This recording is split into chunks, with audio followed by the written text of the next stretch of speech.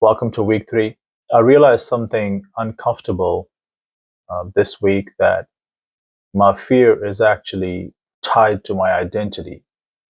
I've been documenting fear, its awareness, the survival mindset, and how it creeps into our lives the last several weeks. And I wanted to use this week to sort of explore that more and see what I can uncover. I've always thought of fear as something external, something that kind of creeps into situations, kind of takes over you, steers you in a certain direction, and when the situation normalizes, it just leaves you. That's sort of what I thought even the last few weeks when I was documenting my emotions and patterns and things that I repeat. But something occurred to me. Is fear really something external?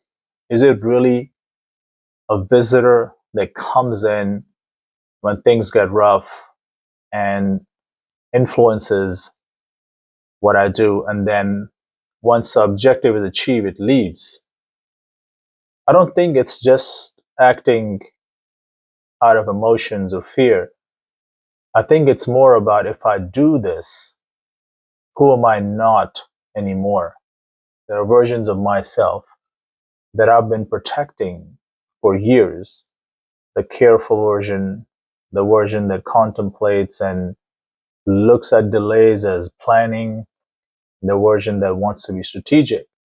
But I realize that if we can just be honest with ourselves, all of these different versions are us just being or wanting to stay close to what we are familiar with.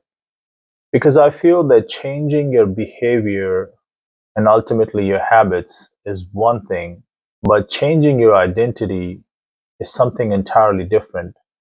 It's almost as if you have to let a version of yourself die so a new one can appear. And it's very difficult to let go of that older version because you're familiar with it. That is what you identify with. And once again, it's stepping into the unfamiliar. That's what we don't want to do. And we want to protect that, even if that older version is outdated and would not fit into the future self.